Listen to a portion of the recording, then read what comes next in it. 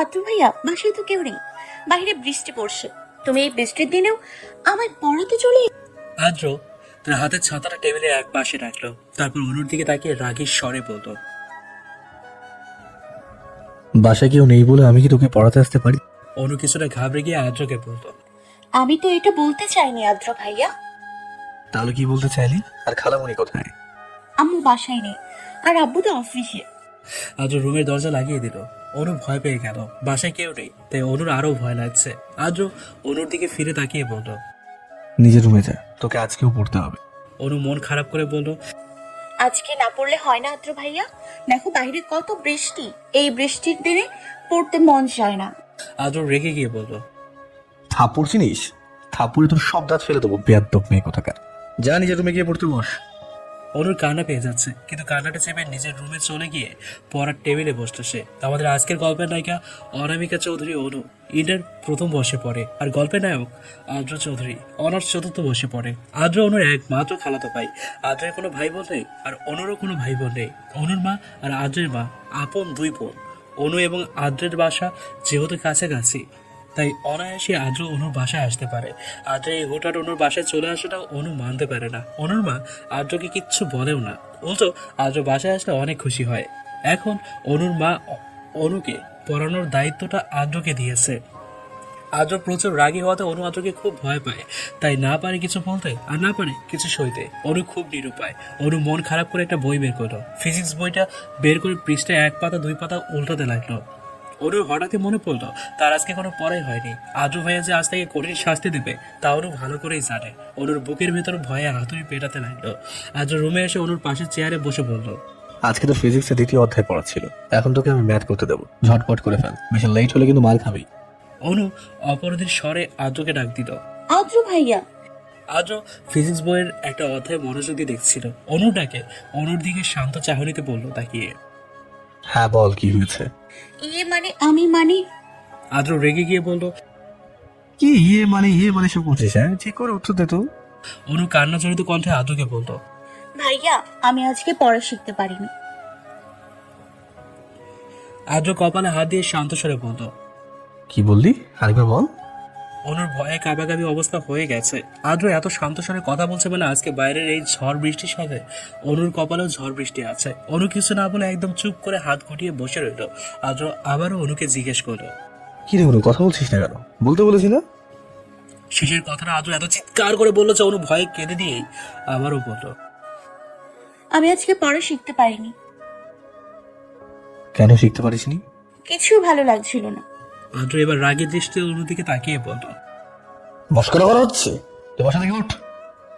অনু তাই করলো, চেয়ারে বসা থেকে উঠে দাঁড়ালো। আদ্র অনুর আলমারির দিকে ইঙ্গিত করে বলল, ওই দিকে গিয়ে দাঁড়িয়ে 200 বার কান ধরে উঠবস করবি। কোনো চিটিংবাজি করবি না। আমি গুনে গুনে দেখবো তুই কতবার কান ধরে উঠবস করলি। বাইরে জোরে বজ্রপাত হলো।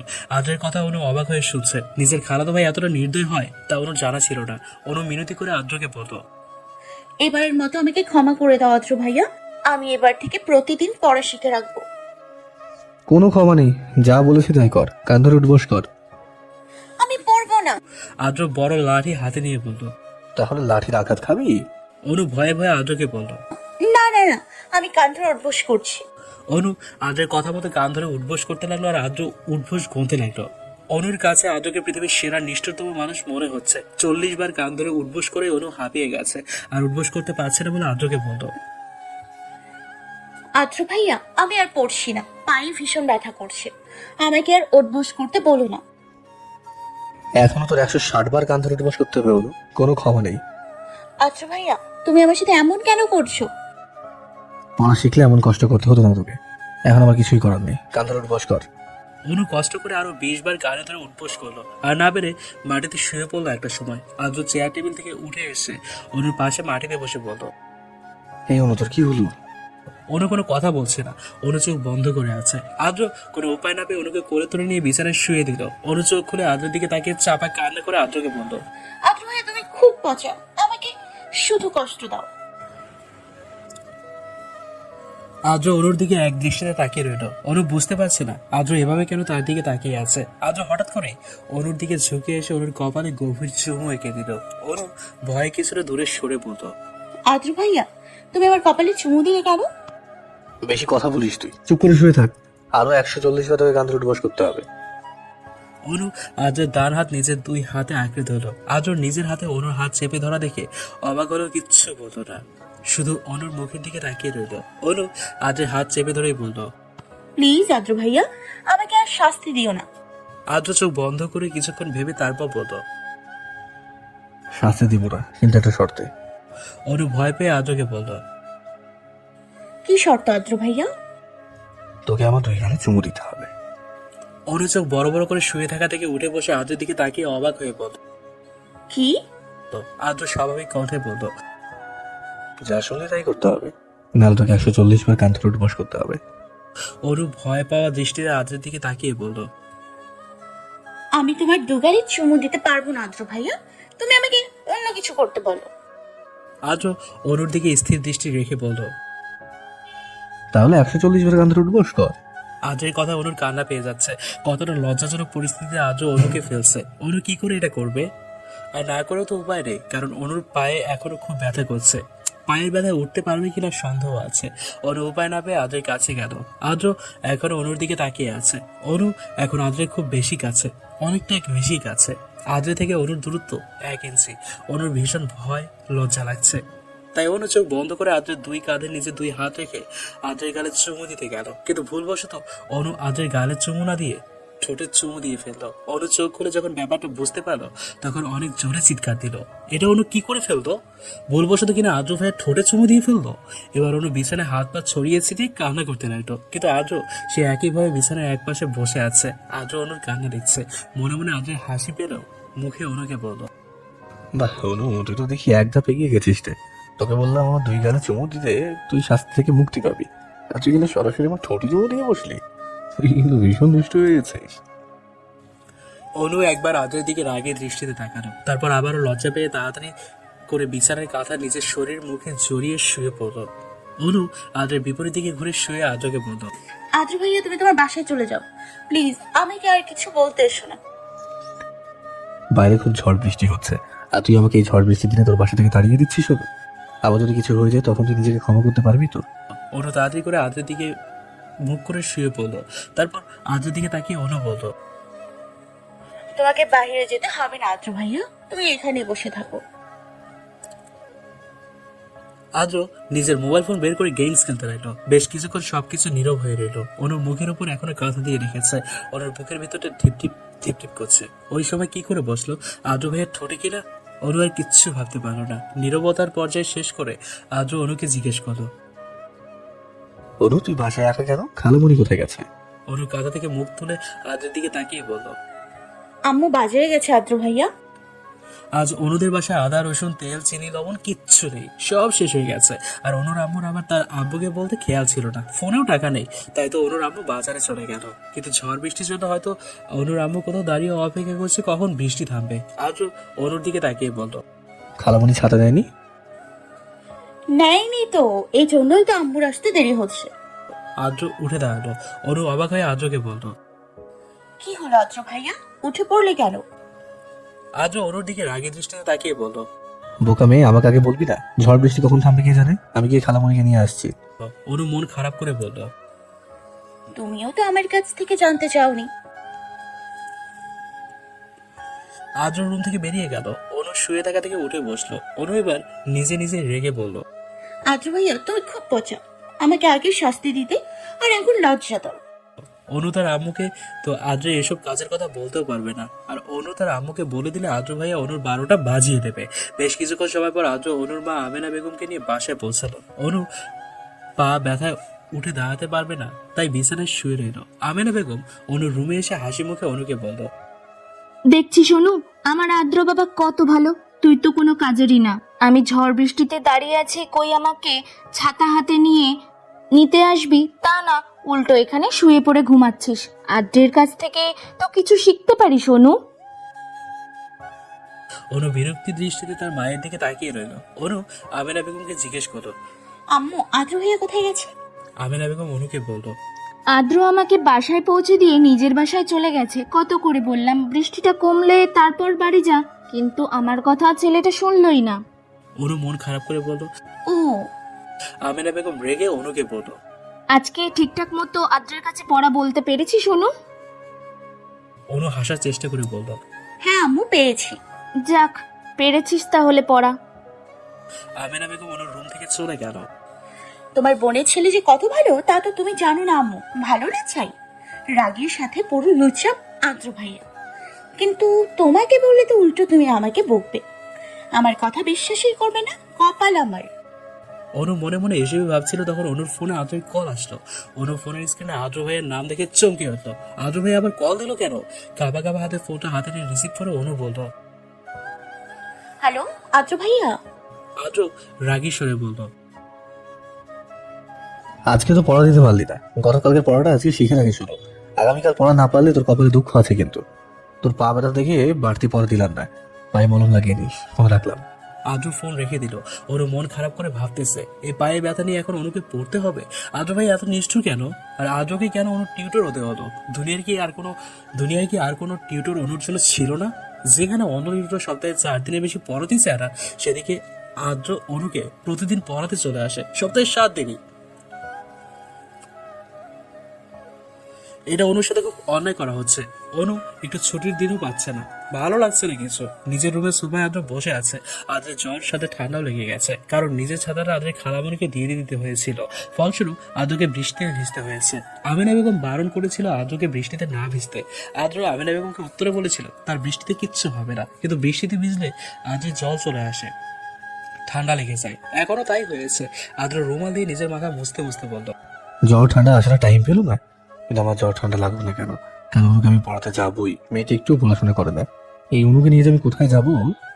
আদ্র নিজের ফোনের গ্যালারিতে সেট করে রাখা অনুর হাসি মুখের ছবিটি দেখতে লাগলো। অনু যখন পড়া না পেরে নিজেকে শাস্তি থেকে বাঁচানোর জন্য মুচকি এসে আদ্রের সাথে কথা বলছিল, তখনই আদ্র অনুর অজান্তেই ছবিটি তুলে ফেলে। আদ্র অনুর ছবির দিকে তাকিয়ে আবারও বলতে লাগলো, তুই খুব বোকা অনু, এতটা বোকা না হলেও পারতি, কিন্তু তোর এই বোকামিটাই তোকে খুব বানাই। পরের দিন বিকালে কলিং বেল বাজলো। অনু দরজা খুলে দেখে আদ্র এসছে। অনু মুখ গুমুট করে নিজের রুমে চলে গেল। অনু নিজের চেয়ারে বসে পড়লো। আদ্র অনুর পাশে চেয়ারে বসলো। অনু আদ্রের দিকে তাকিয়ে চোখ নামিয়ে নিল, কিন্তু আবারও খেয়াল করে আদ্রের দিকে অনু তাকালো। আদ্র রাগী স্বরে অনুকে বলল, অনু, এইভাবে আমার দিকে তাকিয়ে আছিস কেন? অনু অবাক হয়ে আদ্রকে বলল। আদ্র ভাইয়া, তোমার চোখ মুখ খুব লাল হয়ে আছে। আদ্র বইয়ের পাতা উল্টাতে উল্টাতে অনুর দিকে তাকিয়ে বলল, আমার চোখ মুখ লাল হয়ে আছে ভালো কথা, তাহলে তোর কি অনু? তুই পড়ায় মনোযোগ দে। তোমার চোখ মুখ দেখতে আমার ভালো লাগছে না আদ্র ভাইয়া। অনু হঠাৎ করে আদ্রের কপালে হাত শুয়ে দিল। আদ্র নিজের কপালে রাখা অনুর হাতটা সাথে সাথে চেপে ধরে সরিয়ে ফেলল। অনু আর্তনাদ করে পড়ল, আদ্র ভাইয়া, তোমার তো খুব জ্বর। I don't care. আদ্র ভাইয়া, তুমি ওষুধ খাওনি? আদ্র রেগে চিৎকার করে বলল, জাস্ট সারা বড়, আমাকে নিয়ে বেশি কথা বলবি না, পড়া বের কর। অনু আদ্রের ধমক খেয়ে কাঁদতে লাগলো। আদ্র অনুর কান্না সহ্য করতে পারে না, তাই আদ্র অনুর চোখের জল মুছে দিতে লাগলো। অনু এবার আদ্রের হাত চেপে ধরলো। অনু আদ্রের হাত চেপে ধরায় আদ্র রেগে অনুকে বলল, আমার হাত ছেড়ে অনু। আদ্র রেগে গেছে বুঝতে পেরে অনু হাত ছেড়ে দিল। পর মুহূর্তে অনু আদ্রকে বলল, আমি আজকে পড়বো না আদ্র ভাইয়া, তুমি যতই আমাকে জোর করো না কেন, আমি পড়বো না। আদ্র হাতে লাঠি নিয়ে বলল। কি বললি তুই? আদ্রের হাতে লাঠি দেখে অনু ভয়ে ভয়ে বলল, তোমার শরীরে জ্বর আদ্র ভাইয়া, এত কষ্ট করি, তোমার আজকে আমাকে পড়াতে হবে না। তুমি এখানে বসো, আমি তোমার জন্য খাবার নিয়ে আসছি। আমি কিছু খাবো না অনু, আর তোকে পড়তে হবে মানে পড়তে হবে। কিন্তু আমি তো পড়বো না। আদ্র রেগে গিয়ে বলল, বুঝতে পারছি, তুই আমার কথা শুনবি না তো? তোর পড়াশোনায় মনোযোগ নেই, বেশ ভালো তো। আমি আর তোকে কোনোদিন পড়াতে আসবো না, আজকে আমি তোকে লাস্ট পড়ালাম, আমি চললাম। আদ্র অনুর রুম থেকে চলে গেল। আদ্রের কথা অনু অবাক হলো। সত্যি আদ্র ভাই আর পড়াতে আসবে না? আদ্র ভাইয়া পড়াবে না, এটা তো ভালো কথা, কিন্তু অনুর তো মন খারাপ হচ্ছে কেন? কেন হচ্ছে অনুর জানা নেই। অনু টেবিলে মাথা ঠেকিয়ে কাঁদতে লাগলো। আদ্র চলে যাচ্ছে দেখে আমিনা বেগম আদ্রকে ডাক দিয়ে জিজ্ঞেস করলো, আদ্র বাবা, তোমার অনুকে পড়ানো হয়ে গেছে? আদ্র হতাশ হয়ে বলল, খালামণি, অনুকে পড়ানো হয়নি, অনুর পড়াশোনা একদম মনোযোগ নেই, তাই ভাবছি আমি আর অনুকে পড়ানোর জন্য আসবো না। অনুর জন্য অন্য কোনো টিউটর রাখলে ভালো হবে। আমিনা বেগম অনুর উপর রেগে গিয়ে আদ্রকে বলল, মেয়েটা এত খারাপ হয়ে গেছে, আজকেই আমি অনুকে উচিত শিক্ষা দেব। অনুর মা রেগে অনুর রুমে যাওয়ার জন্য রওনা দিতে গেলেই আদ্র বাধা দিয়ে বলল, না খালামণি, অনুকে কিছু বলো না, অনু বাচ্চা একটা মেয়ে, আমি হয়তো অনুকে ঠিকঠাক পড়াতে পারছি না।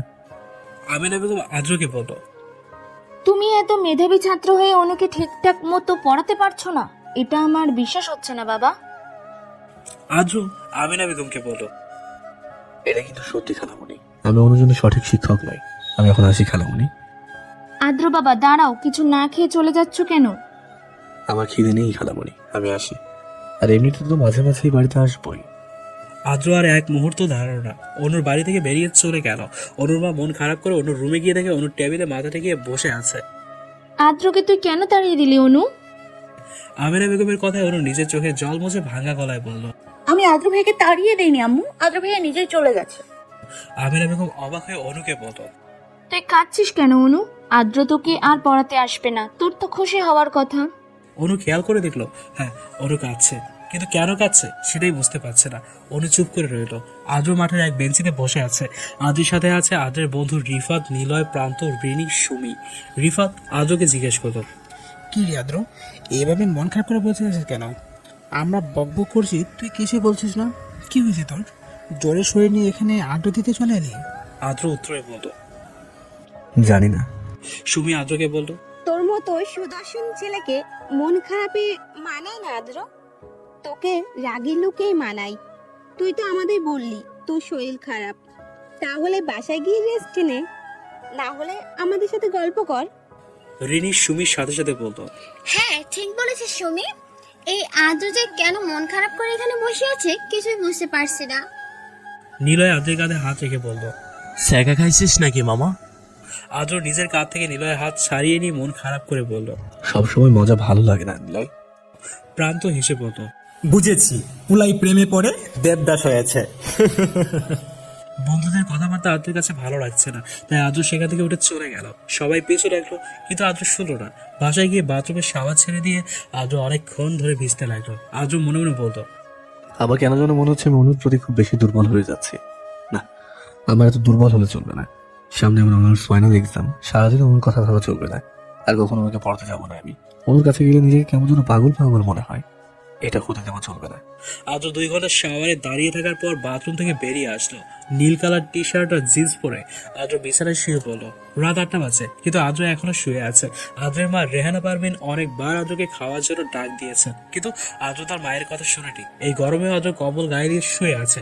রুমে এসি চলছে, তবুও আদ্রের শরীর প্রচন্ড গরম। হঠাৎ গালে কারো হাতে শীতল স্পর্শ পেয়ে আদ্র চোখ খুলে তাকালো। সামনে অনুকে দেখে আদ্র অবাক হলেও তার চেয়ে বেশি অবাক, কারণ অনুর চোখ মুখ ফুলে আছে। দেখেই মনে হচ্ছে ভীষণ কেঁদেছে অনু। কিন্তু অনু কান্না কেন করেছে, কেন? আদ্র মনে মনে বলল, আমি চলে গিয়েছি, তোর তো খুশি হওয়ার কথা। তাহলে তুই কেন কাঁদলি অনু? তোর মন কেন এত খারাপ? আচ্ছা, তাহলে আমার মনে যে অনুভূতিগুলো আমাকে তাড়া করে বেড়ায়, সেই অনুভূতি কি তোকেও তাড়া করে বেড়ায়? আমার মতো তুইও কি আমাকে নিয়ে ভাবিস অনু? আদ্রের ভাবার মাঝে অনু কান্না মিশ্রিত কণ্ঠে বলল, আদ্র ভাইয়া তুমি খুব খারাপ। আদ্র অনুর দিকে কিছুক্ষণ তাকিয়ে থেকে একটানে অনুকে নিজের বুকের সাথে মিশিয়ে দিল। অনু ভয় পেয়ে আদ্রকে বলল, কি করছো আদ্র ভাইয়া, আমাকে ছাড়ো। আদ্র অনুকে বলল, আমি খারাপ, এটা কেন বললি? অনু কিছুক্ষণ চুপ করে দিকে বলল, আমি জানি না। আদ্র অনুকে জড়িয়ে ধরে শুয়ে আছে। আদ্র জ্বরের উষ্ণতা ওর শরীরে অনুভব হচ্ছে। অনুর খুব গরম লাগছে, কিন্তু তাও কিচ্ছু বলছে না। হুট করে আদ্র অনুকে ছেড়ে দিয়ে অন্যদিকে মুখ করে বলল, রুম থেকে চলে যাও না। অনু বুঝতে পারছে না এই আদ্র ভাইয়ের হঠাৎ হঠাৎ কি হয়। এই টেনে জড়িয়ে ধরে আবার এই ছেড়ে দিয়ে বলে চলে যা। অনু মন খারাপ করে বিছানা থেকে উঠে চলেই যাচ্ছিল। তখন আদ্র অনুকে বলল, আমার জন্য স্যুপ নিয়ে আয় অনু, আমি সারাদিন কিচ্ছু খাইনি, ক্ষুধা লেগেছে অনেক।